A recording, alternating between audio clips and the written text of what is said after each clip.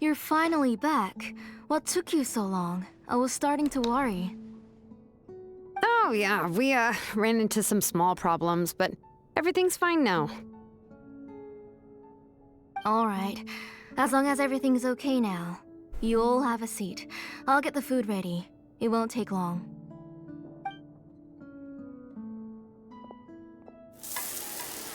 Tlazolli se met à cuisiner. Après cet temps au fourneau, ses plats délicieux sont servis sur la table. Oh, there's so much tasty food! You're amazing, Tlazolli! They were all pretty simple dishes to make. Don't be shy. Dig in, everyone. Tu commences par quoi, Paimon?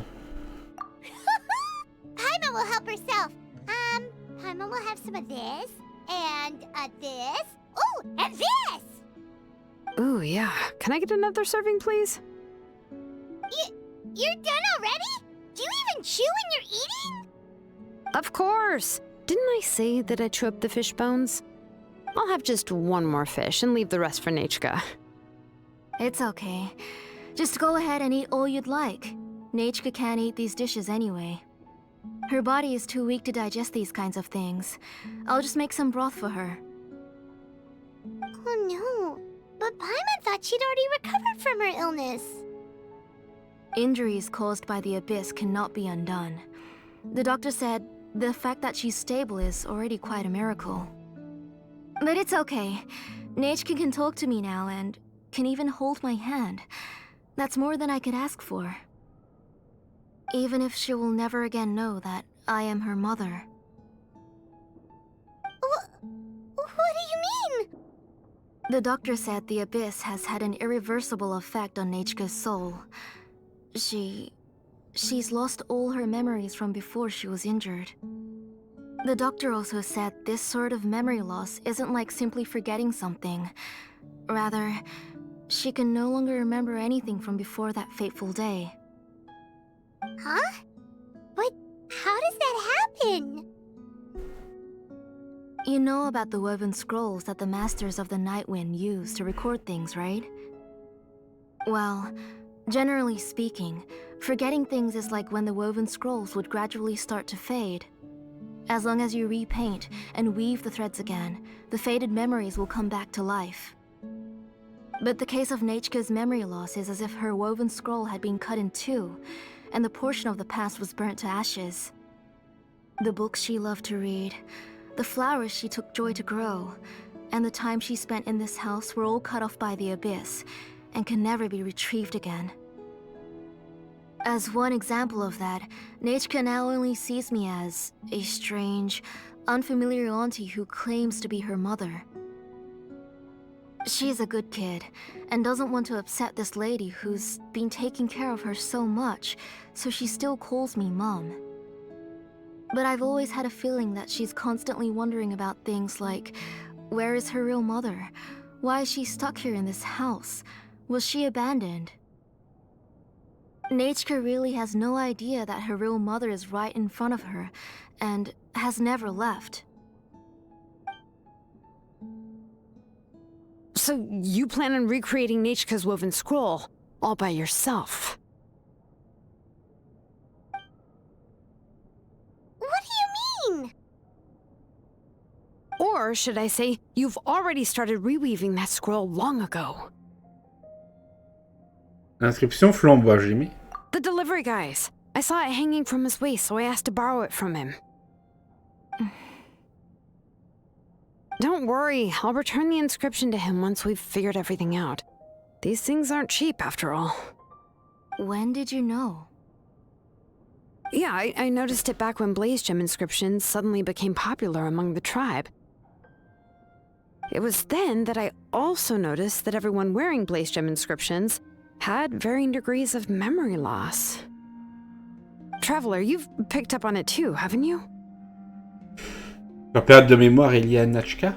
Accessories made using ancient names forging techniques. For what's only supposed to be a pretty souvenir, this inscription contains a phlogiston engraving with a truly overkill level of complexity. The shapes and patterns of these engravings are also identical to that of an ancient name. By making just a few slight adjustments to the layout and connections of the main pattern, you can pretty much qualify this blaze gem inscription as a bona fide ancient name. And yet, you've never told anyone about these engravings in the blaze gem inscriptions that can be activated at any time. Am I right, Auntie? I knew you were a sharp one, Xilonen. That's right. I have a way to cure Nechka and restore all her memories. It's actually quite simple. I want to forge an ancient name for Nechka that contains all of her past memories. Vous allez faire un autre nom pour Nechka? Mais ils doivent être approuvés par la Wayub. And the reason they must be approved by the Wayub is because the memories they bear are all stored within the ley lines. Extracting those memories from the ley lines requires the Wayub's assistance. But your plan wouldn't need you to do any of that, right, Auntie? Your blaze gem inscriptions will help you complete that part of your plan in the ley line's place. You will use the inscriptions to form a massive memory bank for Nechka. And the ancient names you're trying to forge will be used to extract corresponding memories from the memory bank. A memory bank? Wait, so the reason all those people were having trouble remembering stuff is because the blaze gem inscriptions took away any memories related to Nechka? Même si Nechka a oublié son propre passé, d'autres personnes en ont été témoins. Using other people's memories of Nechka to reconstruct her past? This is the first time I've heard of such an idea. You've seen through my plans, Xilonen. You're as outstanding as ever. Far more brilliant than me. I intend to use this method to collate all the memories related to Nechka and allow her to regain her past again. But wouldn't extracting memories like that hurt the person carrying the blaze gem inscription? Not at all. Every time a blaze gem inscription extracts memories, the process is under my precise control. That way, there's no chance of anyone in the tribe getting hurt. This is the central inscription that controls all the other blaze gem inscriptions, which will also soon serve as Nechka's ancient name. You made all of this yourself, Tlazolli? Même si ce n'est pas un antique nom officiel, ça reste beaucoup pour une seule personne. Yes, it was lots and lots of work. It was truly exhausting. Or perhaps I've just grown old. You saw it yourself. I nearly fainted just from being in the sun. I could collapse tomorrow, or even in the next few moments, but Nechka's ancient name is still far from completion. I've solved the issue of storing memories, but I still don't know how to connect Nechka up to this central inscription. I thought you'd just modify your own ancient name.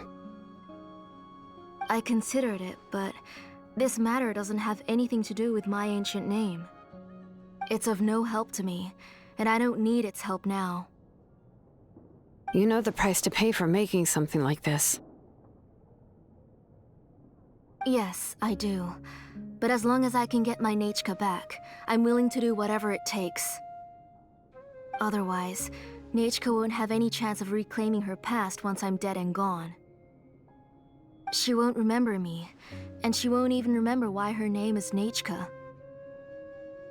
When that time comes, she'll be left to drift around the world all alone, unknowing of where she came from or where she should go. She is my daughter, the one to whom I gave the Nechka name. Whether it be as her mother or as a name engraver, I can't simply stand by and let her name disappear. Xilonen? Chut, laisse-la réfléchir. I'll take the central inscription with me. I'm going to completely disassemble it to confirm its components and uses, and I won't make any promises until I've checked everything. Say goodnight to Nechka for me, Auntie. Oh, wait. I've also finished the inscriptions for the Traveler in Paimon. Let me fetch them for you.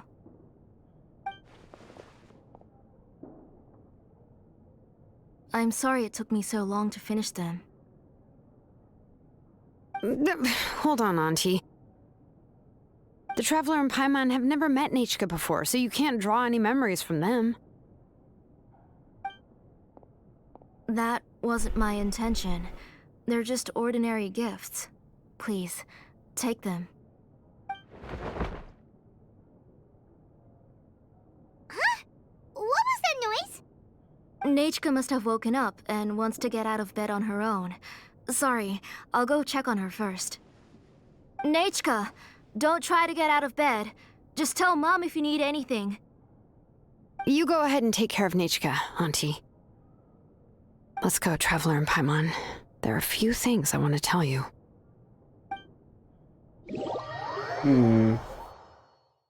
Mystère, mystère. Let's head back to the tribe first. There are some things I need to get from my workshop. Disassembling the central inscription? It's not going to be easy.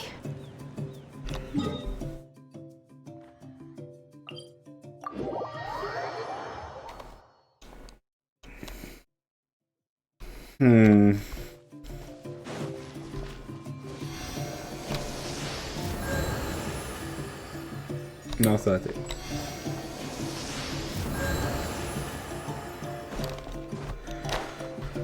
Hop.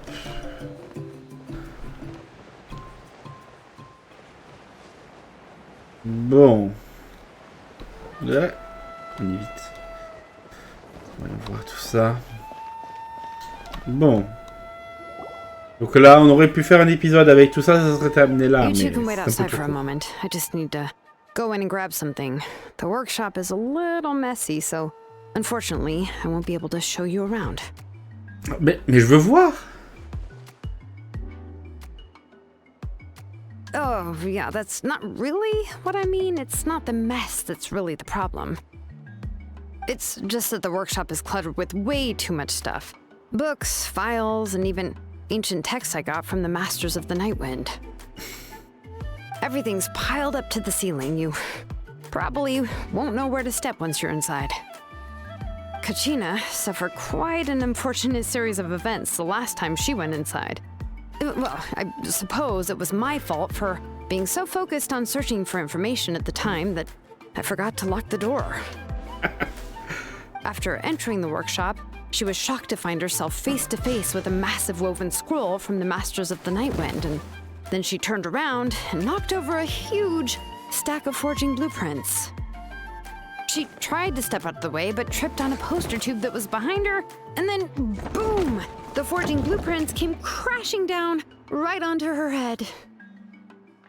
Oh Non. Cache. Ça a dû lui faire mal. She's lucky I noticed in time.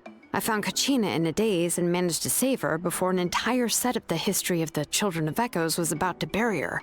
I then dragged her up to the second floor. Ever since then, Kachina always waits outside the door and doesn't dare take a step in whenever she comes to see me.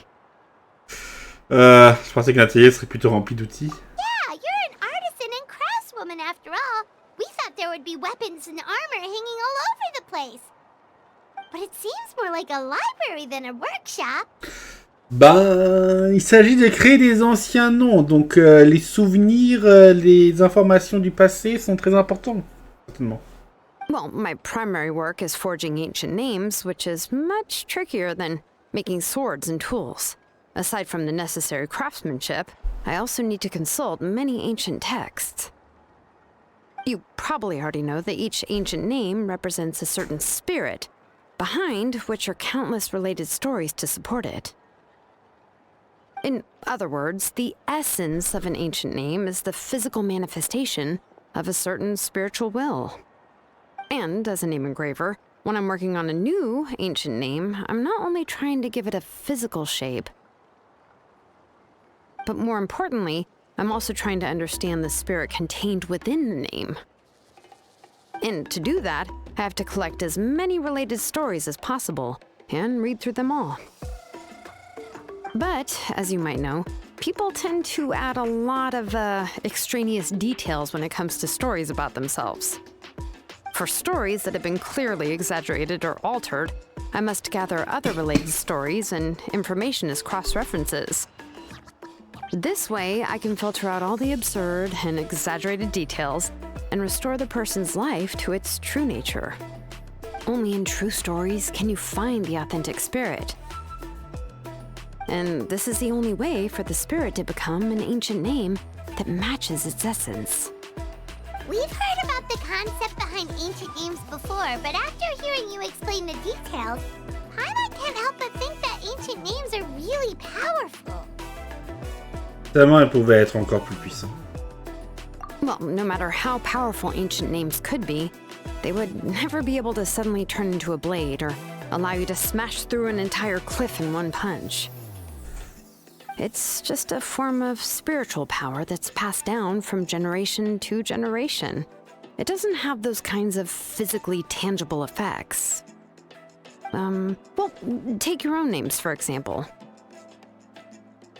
From the moment you appeared in this world, some person had already prepared a blessing for you.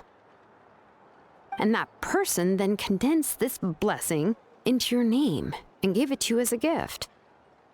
It may feel like the moment you received your name is already in the past, but it will always stay with you and move with you in the future. Names are blessings for the future from people standing in the past. Well, that's what Auntie once told me. And with this blessing, people will become more confident as they walk into their future. To put it another way, it's like having a lamp in your hand as you walk through the darkness of night. Oh, Paimon gets that. If you're alone when you're walking in the dark, it's easy to get scared and tired quickly. But if someone else is walking with you, then it won't be nearly as scary. And, well, you might still get tired, but it'll still be a whole lot better than walking alone. The Traveler always has Paimon by her side, though, so she'll never have to worry about that. C'est-à-dire qu'on irait dans l'abîme sans elle. I'm sure many wish they could be in your shoes, Traveler. C'est toi qui te fatigue en premier quand on voyage. Paimon's always flying. Of course it gets tiring. But we're getting off topic. We can talk about that later. Peut-être de ne pas dormir sur mon dos la prochaine fois. Anyway, this is what Tlazolli told me when I was training as a name engraver. And to be honest, I've only understood 20% of what she said at most. I've never been able to figure out the rest. But doesn't that mean you basically don't get it? Well, that's not entirely true. Auntie and I have at least come to a consensus on the most important thing. You know what? I am sick of talking. We can talk about all of this later.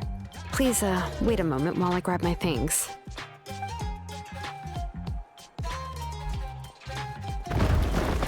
On ouvre la porte dans notre tête. D'inquiétants fracas d'objets qui tombent se font entendre, suivis des crissements.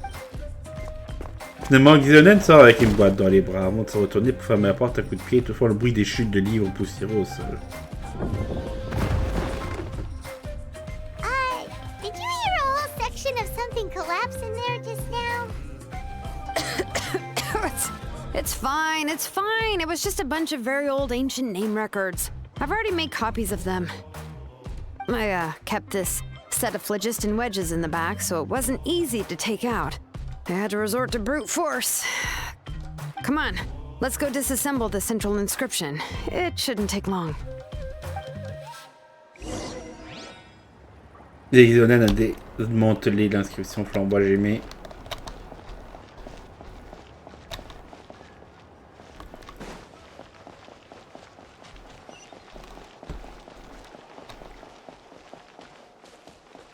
Let's go. Bon. Donc, pour l'instant, il semblerait qu'on veuille l'aider dans son objectif.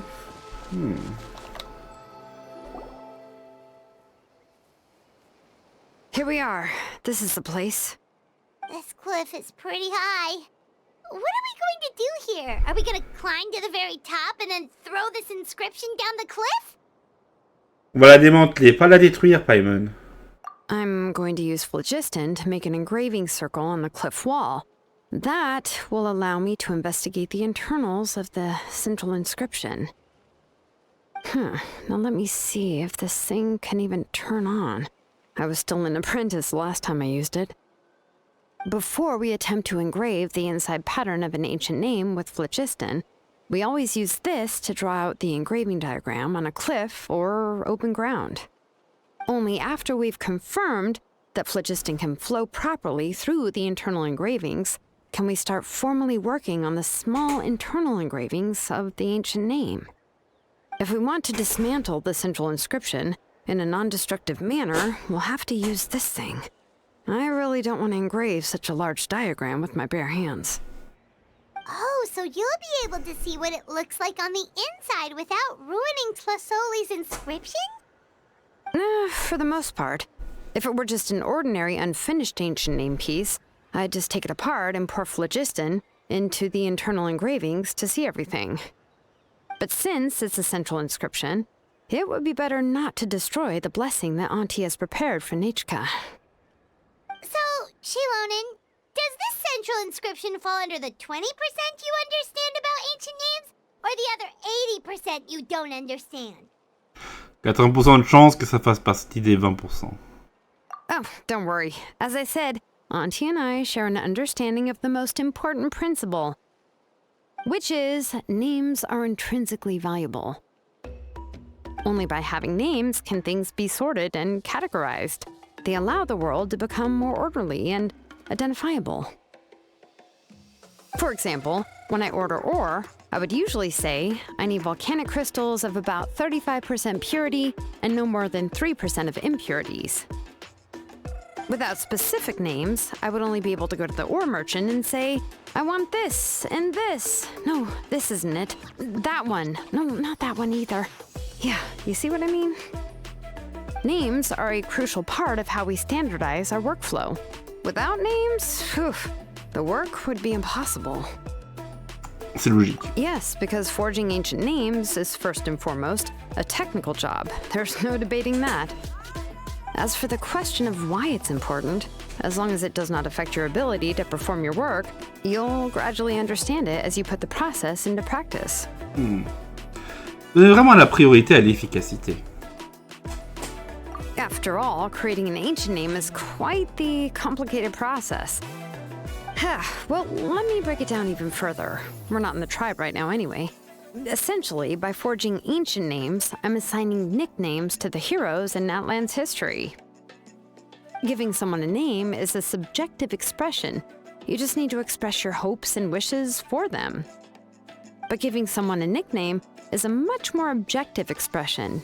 To come up with a fitting and accurate nickname requires much thought and observation. If ancient names or nicknames aren't descriptive enough, no one will remember them anyway. So the best I can do is gather all the information I could and try to come up with the most fitting nicknames possible. Even a minor mistake in the process could cause people to misunderstand the nickname. For a name engraver such as myself, such mistakes would be considered a major blunder. Paimon, les surnoms, c'est ta spécialité. Paimon isn't trying to come up with a nickname for Xilonen. Besides, all of Paimon's nicknames have been very descriptive. Everyone can remember them. Phew. Now I'm curious. Why don't you, come up with one for me? Are you serious? Of course. This is also my line of work, you know. Go ahead. Attention, Paimon. Nickname? Xilonen. Well, she uses phlogiston to forge weapons and make names for others. Ne stresse pas, Paimon. Smith? Yeah, not bad. And quite fitting, too. I'll remember it. But, you should keep observing my work, Paimon. Maybe you'll come up with an even better nickname. Right, okay. Time to make like a smith and start smithing. Watch closely.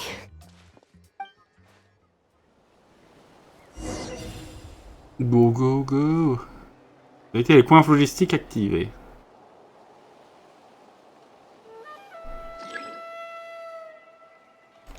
Ok.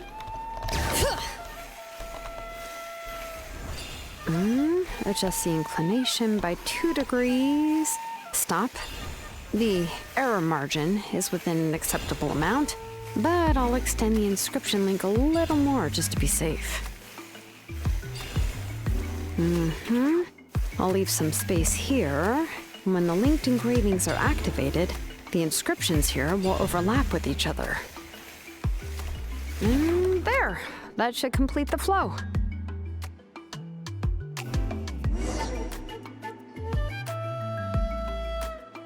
Amazing, Xilonen! You were running all over that cliff as if it was flat ground! Voilà ce dont sont capables les enfants des écoles. Oh no, it doesn't have anything to do with my tribe. It's just the phlogiston adhesive I have on my shoes. But after all that running around, I'll have to infuse them with more phlogiston again. Huh. I should prepare a spare supply of phlogiston to bring with me next time. Mais pas que vous portez tout votre équipement sur vous actuellement. More or less, yeah. I usually have at least the key equipment on hand. I can show them to you when we next find the time, but let's get to work first. Let me see. Start with anchor 1 and activate it with density 3 phlogiston.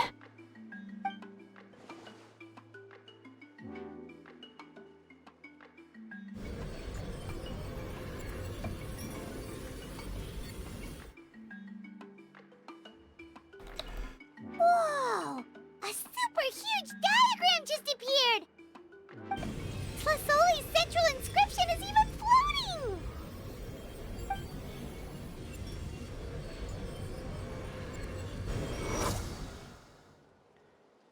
Par ce temps, les frappes de phlogistique cessent et l'inscription centrale revient dans les mains de Xilonen. So are you done checking the inscription, Xilonen? How does it look? I didn't find any anomalies in the phlogiston engraving. All the adjustments are indeed based on ancient name engraving techniques. En gros, tout est normal. Ça veut dire que... That means we can help Tlazolli and Nichka now, right? Well, probably, but I have good news and bad news. Oh, but I'm also just going to go ahead and share both, so it's not like you'll have a choice in the matter. Paimon will cover her ears after the good news. Well, even if you cover your ears, the issue will still continue to exist. But, before we get to that, I want to ask the traveler a question. What are your thoughts on absorbing memories? C'est nécessaire pour sauver Nichka? Yeah, well, sounds like something you'd say. But if you ask me, there's a problem with what Auntie said. It's hard to control the absorption of memories. Technically speaking, this type of inscription has the power to do far more than absorb memories related to a single person.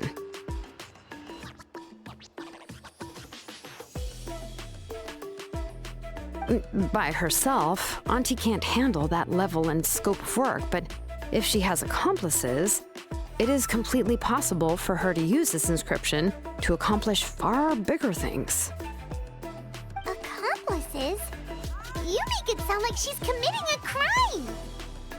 Well, here's the good news. Yes, this blaze gem inscription would be the perfect tool to commit crimes, but we haven't found any accomplices or signs that she intends to put it to such uses.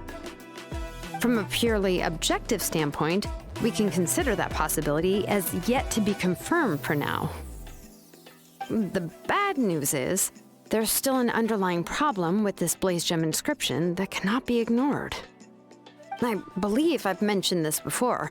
Ancient names operate with the help of the Wyub, granting them the power to read information kept in the ley lines.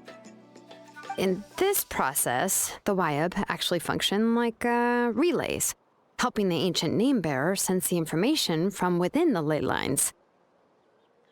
If you remove the Wyub from the process and don't use any tools, then finding a specific story is akin to trying to scoop up a specific grain of sand from a rushing river.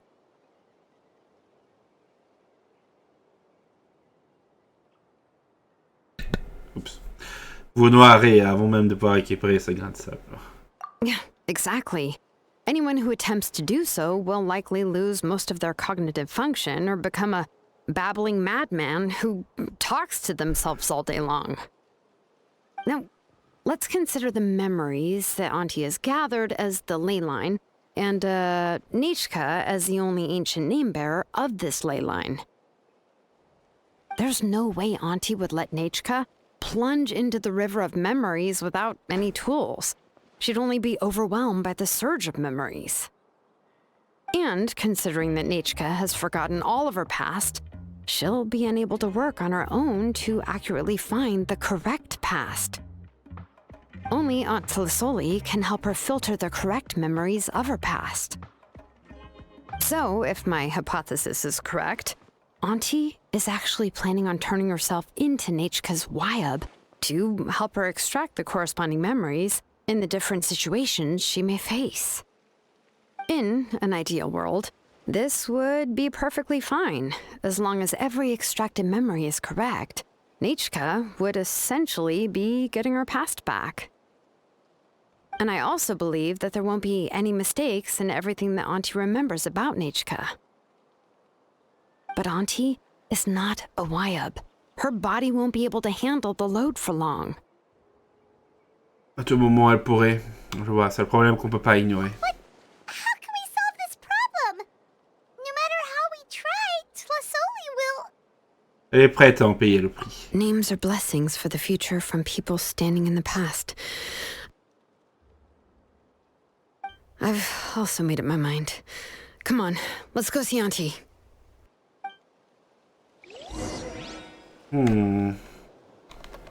Très problématique.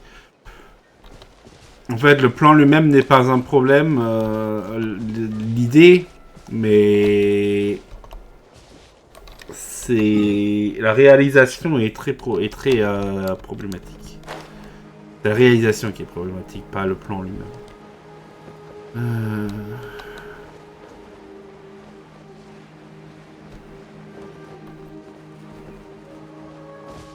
Ouais, bah, directement, s'il n'y a pas une solution qui est apportée au problème, bah, dès que Tlazolli ne sera plus là, bah, ça va se casser la gueule, quoi. Ça risque d'arriver rapidement.